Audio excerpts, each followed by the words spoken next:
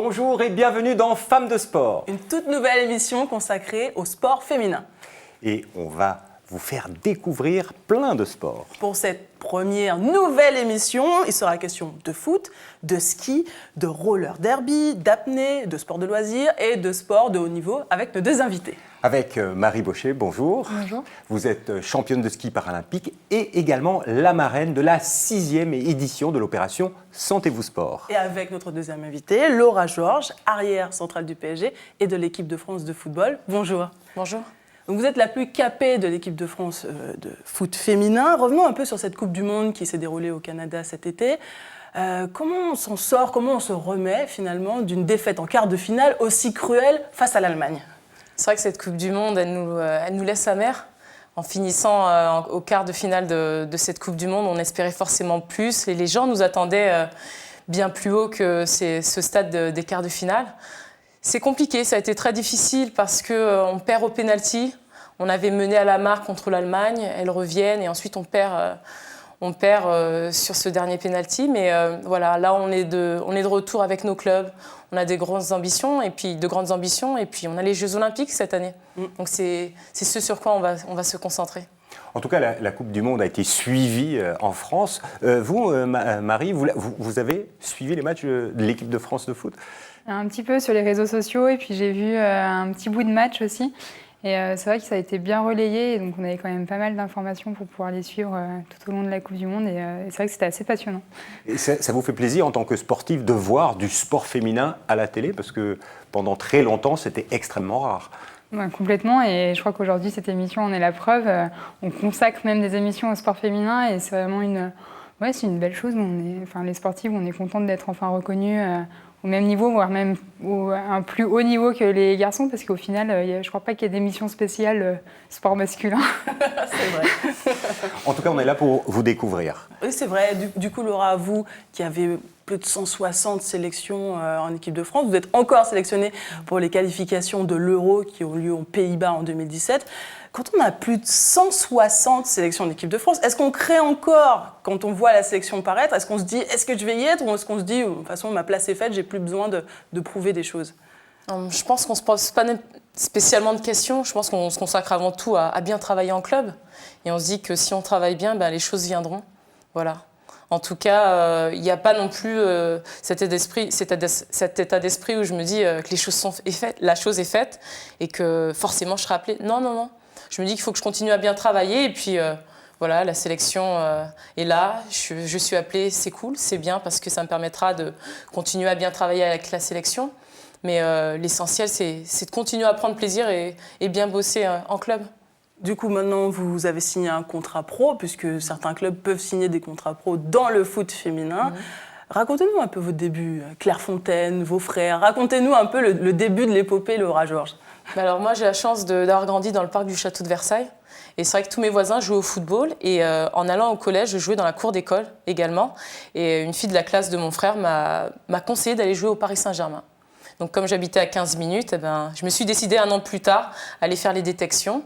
Et ça a fonctionné. Et puis je me suis lancée dans le football. À quel moment vous êtes dit, ça y est, je vais devenir pro ? C'était un objectif, c'était un rêve de jeune fille ou ça a été une opportunité ? Pour moi, le football, c'est une passion. Je ne me suis jamais dit, quand j'étais plus jeune, que je jouerais au football et que ça serait mon métier. C'est venu de fil en aiguille, j'ai eu cette opportunité. En fait, je m'étais dit que le football me permettrait de faire des études de haut niveau. Voilà, grâce au football, j'ai pu obtenir une bourse aux États-Unis. J'ai pu avoir des aménagements pour pouvoir étudier et continuer ma passion. Donc voilà, je me suis dit que le football me permettrait de grandir et de rencontrer énormément de gens. Voilà, et puis je suis professionnelle aujourd'hui, c'est une chance. Et quand on est jeune footballeuse en France, est-ce qu'on doit se battre contre des préjugés ? Est-ce que vous avez des anecdotes à nous raconter ? Ça s'est bien passé quand on voyait à l'école une fille qui joue au foot ? Moi, j'avais la chance d'être entourée de personnes qui étaient vraiment enthousiastes. Moi, mes parents m'ont toujours encouragée, mes collègues de classe, les amis m'ont toujours poussée à faire du sport et à faire du football. Donc, j'ai pas eu de soucis, mais je sais que mes coéquipières, elles, ont eu quelques problèmes, puisqu'elles étaient catégorisées comme garçons manqués, les gens se moquaient d'elles.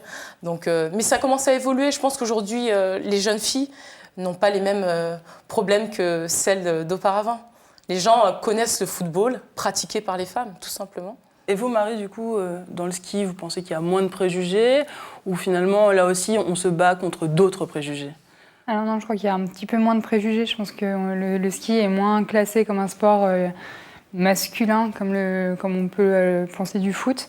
Et après, il y a aussi l'aspect handisport où, par exemple, en handisport, les compétitions hommes-femmes, on est tous sur le même circuit.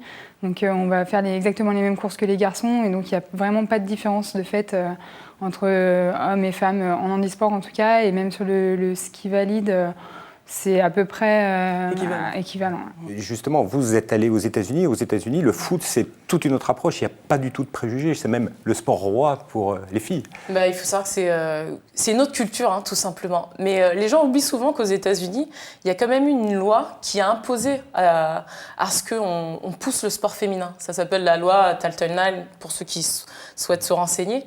Mais voilà, ça a été une obligation d'investir dans le sport dans les universités. C'est venu comme ça. C'est pas venu en se disant les femmes ont besoin, sont l'égale des hommes. Non, il y a quand même eu cette loi qui a imposé à promouvoir le sport féminin. Aujourd'hui, ça marche. Le sport féminin numéro 1, c'est le football là-bas et c'est une super chose pour les filles. Et justement, maintenant, on va passer à complètement autre chose avec le portrait d'une sportive française. Et qu'est-ce que tu nous as dégoté? Justement, dans un autre univers, un monde de silence, découvrons une sportive surprenante, un sujet réalisé par nos confrères, l'équipe de Mirabel TV.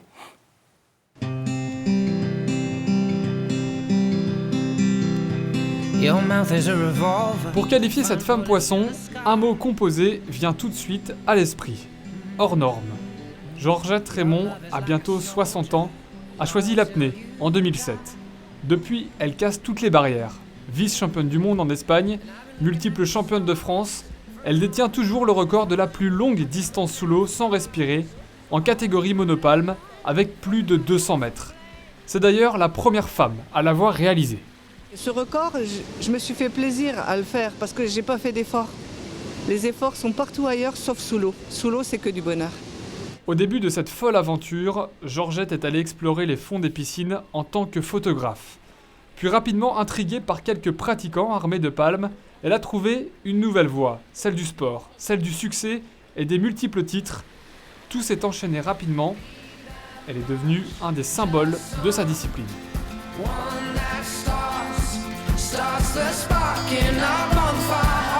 Ce qui est le meilleur souvenir que j'ai, c'est ma deuxième compétition à Tenerife. Donc j'avais déjà aussi battu un record de France, mais j'étais qu'à 186. Je me souviens du coach russe qui disait que, regardez, il disait à ces jeunes athlètes qui avaient 22 ans, prenez exemple, regardez l'âge qu'elle a, elle fait du vélo, elle fait plein de sports, elle fait plein d'autres choses. Et comme elle est là, elle sourit tout le temps, elle discute et voilà. C'est tout ça qui me plaît dans l'apnée, c'est le rapport avec tout le monde. Georgette s'entraîne 2 fois chaque semaine dans le bassin sarrebourgeois. Pour rester au sommet, elle est exposée régulièrement à des bilans de santé. Et là aussi, les résultats prêtent à l'optimisme pour la suite de sa carrière. À chaque championnat du monde, on a un bilan complet à faire. Et le dernier que j'ai fait, je me souviens, c'était à Bréchevillers. C'était comique parce que le docteur me donnait 10 ans de moins. Je dis non, regardez bien, c'est 10 ans de plus. Et puis il me regardait de haut en bas en disant, vous êtes bien. Et puis en plus, mon bilan, il était plus que satisfaisant parce qu'il était déjà hors norme, quoi. Donc de toute façon, j'ai des prédispositions à ce sport-là. Des prédispositions qui pourraient l'amener dans les prochaines années à décrocher le titre absolu, celui de championne du monde. Eh bien, non, c'est pas pour cette année, championne du monde, puisqu'elle a terminé 6e au championnat du monde au mois d'août. Quand vous regardez ce reportage, qu'est-ce que ça vous inspire, Laura, par exemple? Vous voyez à 50 ans passés faire du sport de haut niveau comme elle? Je trouve qu'elle a énormément de mérite. Je ne connaissais pas cette discipline, mais voilà, c'est super de voir qu'à cet âge-là, on puisse continuer à faire une discipline dont on n'entend pas forcément parler. Elle a beaucoup de mérite. Ouais. Et vous, Marie, quel regard vous portez sur Raymond Georgette, la tête à la compétition à plus de 50 ans? Moi, je trouve ça fou parce qu'on découvre encore des disciplines aujourd'hui. J'en avais jamais vraiment entendu parler. Et oui, je trouve ça génial d'être animée encore par cette passion à son âge. Et voilà, j'espère peut-être moi aussi découvrir une autre discipline ou alors continuer dans le ski. À 50 ans, j'aurais peut-être arrêté avant quand même. Justement, vous, à 21 ans, vous avez déjà 16 médailles d'or. Oui, 16 paraolympique, mondial, maintenant à 21 ans. Comment on envisage la suite? Comment on reste motivé? Alors c'est vrai que tout est allé très très vite parce que du coup j'ai décroché 12 titres mondiaux en 5 ans, je crois, quelque chose comme ça, et les médailles paralympiques au milieu. Donc c'est vrai que tout est arrivé en même temps et en fait on s'en rend pas forcément compte. Et puis moi je sens que je suis pas encore au bout de mes capacités dans mon sport et j'aime toujours ça, je prends toujours énormément de plaisir sur mes skis. Et donc c'est juste ça qui m'anime, c'est pas forcément les résultats aujourd'hui et c'est surtout que j'ai plus rien à prouver à personne et ni à moi-même. Donc vous êtes libérée. Oui, c'est ça. C'est que du bonheur. C'est ça. Vous êtes la fille à battre sur le circuit aujourd'hui. Oui, ça fait bizarre de le dire. Un petit peu, je crois. Mais qu'est-ce que ces médailles ont changé pour vous? Tout d'un coup, c'est arrivé d'un coup assez vite. Vous étiez jeune. Est-ce que ça a transformé votre façon de vivre, de voir les choses médiatisées? Est-ce que ça rapporte de l'argent? Est-ce qu'on peut vivre du ski aujourd'hui d'ailleurs? Est-ce qu'on peut vivre du ski? Alors le ski, c'est quand même un sport qui est différent, par exemple, du foot, où le foot, c'est un sport qui est déjà professionnel depuis longtemps. Le ski, même chez les valides, c'est pas forcément facile. Et donc en handisport, encore moins. Après, aujourd'hui, on a une reconnaissance médiatique par rapport aux Jeux qui est arrivée à partir de Londres et puis Sochi, on n'en parle même pas, qui fait que on a aussi plus de facilité aujourd'hui d'en vivre. On arrive à avoir des contrats, des CIP, des choses comme ça qui font qu'on arrive à avoir des emplois aménagés. Mais c'est pas un sport où on va gagner des millions, mais on arrive quand même à avoir En tout cas, ça permet de mieux vivre sa passion. Voilà, ça permet de la vivre en tout cas. Finalement, financièrement, on ne peut pas vraiment envisager l'avenir. C'est pour ça que vous étudiez. Vous faites un cursus Sciences Po Paris. Mais dans quel objectif finalement?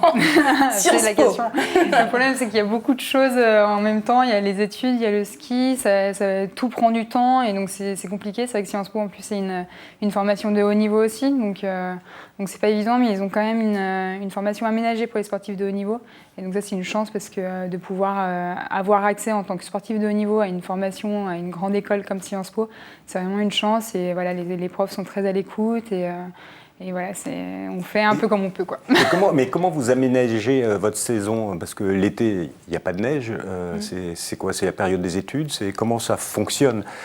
Alors, dans l'idéal, on a un sport saisonnier. Donc voilà, on a les compétitions à partir de décembre jusqu'à début avril. Et puis après, on a toute une période de préparation physique et de préparation sur les skis de mai à novembre. Donc voilà, c'est un petit peu le printemps, un petit peu l'été où on peut étudier, mais c'est vrai que voilà, c'est pas forcément évident. En plus de ça, il y a le ski, mais il y a aussi toutes les sollicitations qu'une carrière comme la mienne peut entraîner. Et donc du coup, il y a beaucoup de choses à gérer, et donc c'est pas forcément évident, mais voilà, on jongle un petit peu et on arrive à faire des petites choses, mais c'est pas évident. Vous le disiez, vous Laura, vous étiez à l'université Boston College aux États-Unis. Finalement, c'est plus facile aux États-Unis de concilier le sport de haut niveau et les études? Ouais, c'était beaucoup plus simple quand j'étais à l'université, puisqu'en fait, on avait nos entraînements, disons, à midi, mais après, on avait une autonomie de sélection de nos cours, en fait. C'est-à-dire que voilà, je voulais un cours à 9h du matin, je le sélectionnais à 9h. Je prenais un cours vers 2h de l'après-midi, je le mettais à 2h. Pour ne pas terminer trop tard ma journée, je me disais, je prends un cours qui se termine vers 4h, 5h. Voilà, je pouvais moduler mes cours autour de ma pratique. Donc ça, c'était cool, ouais. Donc c'est le pays rêvé pour mener des études de haut niveau et du sport de haut niveau, peut-être. Je pense que c'est plutôt pas mal, mais c'est vrai que voilà, je pense qu'en Allemagne aussi, ils sont assez ouverts pour la pratique du sport de haut niveau, tout en ayant une éducation de haut niveau. Maintenant, c'est vrai qu'il faut encourager nos sportifs à faire des études et à leur permettre d'avoir cette flexibilité dans leur Et en France, ça commence. En France, ouais, ça commence. ouais. Marie en est la preuve vivante avec une section athlète de haut niveau à Sciences Po. Vous parliez de sollicitations et vous avez accepté d'être la marraine de la 6e édition de l'opération Sentez-vous Sport. Pourquoi avoir accepté? Et ça vous prend beaucoup de temps. Et qu'est-ce que c'est que cette opération? Alors cette opération, donc c'est un ensemble d'événements organisés en France sur une semaine, donc qui va être sur le mois de septembre là, donc avec des grandes journées pour une journée pour les sports scolaires, les sports universitaires, le sport en entreprise et une journée grand public. Et donc en fait voilà, c'est un ensemble d'événements qui sont labellisés Sentez-vous Sport. Et donc en fait, c'est l'occasion de sensibiliser les Français à la pratique sportive, aux bienfaits que cela peut avoir sur la santé, sur enfin, voilà, le sport comme médicament, on en a beaucoup parlé. Enfin, voilà, c'est une semaine d'échange autour du sport en France, et donc c'est vraiment une grande chance. Et donc je suis marraine avec Mickaël Landreau, un footballeur. Donc, finalement, je rencontre de plus en plus de footballeurs. Mais voilà, donc c'est déjà une belle expérience parce que voilà, on est complémentaires. C'est un sport d'été, je suis un sport d'hiver, je suis une fille, c'est un garçon, sport valide, sport en e-sport. Donc c'est vrai que c'est très intéressant même pour moi, ça m'apporte beaucoup. Et donc voilà, là on rentre dans la semaine arrive là, et donc c'est vrai que ça va être intéressant et on va pouvoir beaucoup échanger, je pense. Alors, si vous voulez en savoir plus sur cette opération Sentez-vous Sport, un site internet www.sentezvousport.fr avec toutes les dates. Il y a plein d'événements partout en France, notamment autour des 19 et 20 septembre. Et vous allez découvrir plein de sports, par exemple le roller derby. Je ne sais pas si vous connaissez, eh bien, il y a plus de 3000 femmes qui le pratiquent en France. Et je vous propose de découvrir l'équipe des Porcelain Dolls, un sujet de nos amis de Télim TV.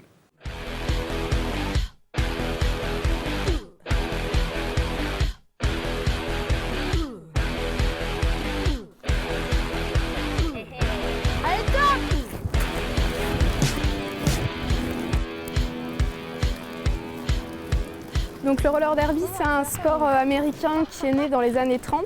C'est un sport de course avec du contact. Donc il y a 2 équipes sur le terrain avec chacune 4 défenseuses, une attaquante. Les attaquantes doivent dépasser les défenseuses adverses pour marquer des points, et donc les défenseuses doivent empêcher l'attaquante adverse de passer par des blocages, des coups d'épaule, des coups de fesses. C'est un sport qui est très réglementé, il y a à peu près 70 pages de règlement. Donc tous les coups ne sont pas permis. On a des zones avec lesquelles on a le droit de, entre guillemets, taper, de bloquer, et des zones sur lesquelles on a le droit de taper. Allez, 4, 4, 4.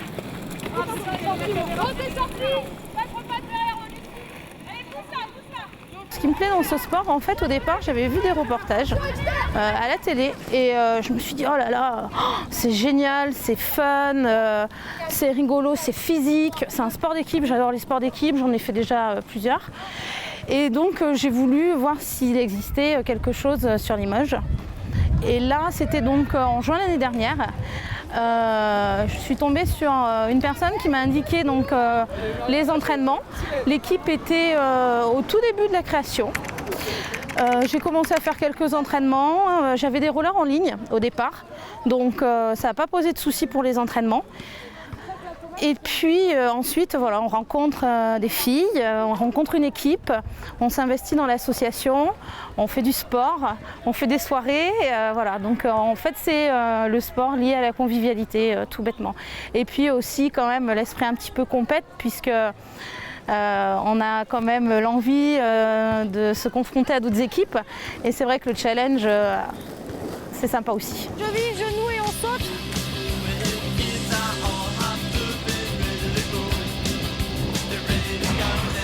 C'est vrai que les soirs d'hiver, faut se motiver, surtout en sachant qu'on va s'entraîner en extérieur. Mais après, voilà, c'est ça aussi une équipe, un collectif, c'est de se serrer les coudes même quand ça va pas. Et je pense que là, à l'heure actuelle, chez les Porcelain Dolls, c'est ça qui fait notre force. Ça fait 1 an qu'on existe, qu'on est là, qu'on commence à se faire connaître. Et on est optimiste pour la suite.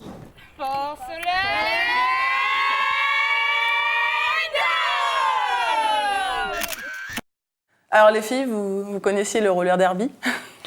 Encore moins que l'apnée, je crois. Je ne connaissais pas du tout. Ça vous a donné envie de tester ou ça fait vraiment peur?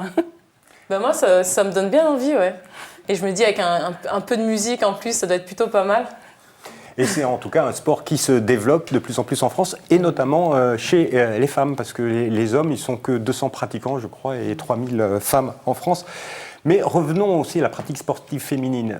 Quelques chiffres quand même. Il faut savoir qu'il y a 15 millions de licenciés en club aujourd'hui et que 36% de ces licences sont des licences féminines. Il faut développer le sport féminin.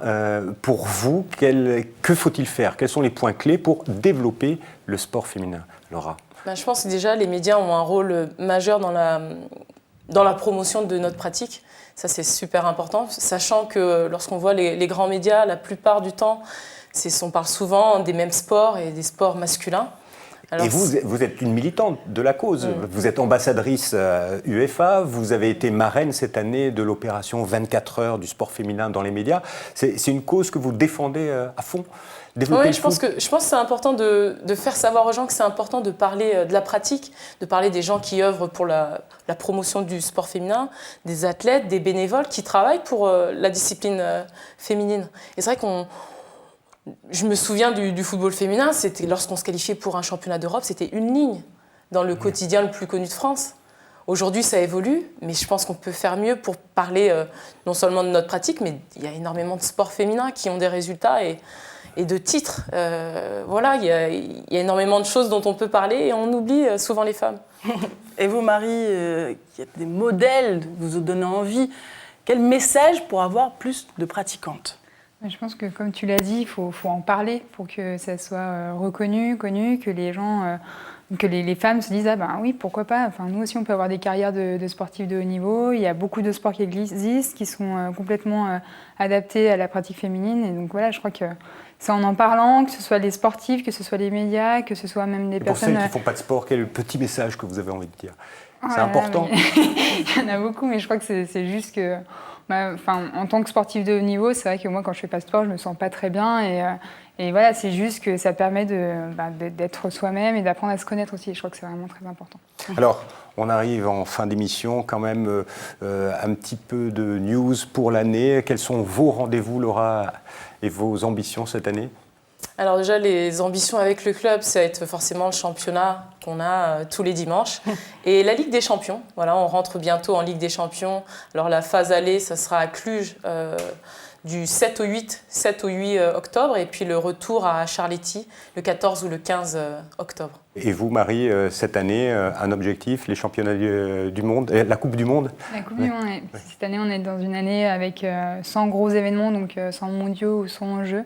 Donc c'est une année où on lève un petit peu le pied, tout en restant bien concentré quand même. Mais voilà, une année où on peut se ressourcer un petit peu pour repartir de plus belle pour les mondiaux de l'année prochaine et les Jeux en 2018. Et consacré pour vous aux études. Pas pleinement, mais un petit peu, ouais. Un peu plus que d'habitude. Merci beaucoup à toutes les deux d'être venues pour cette première émission de Femmes de Sport consacrée totalement au sport féminin. Merci beaucoup, Laura. Merci beaucoup, Marie. Mais l'émission n'est pas terminée parce que c'est l'heure de l'agenda. Avec Florian.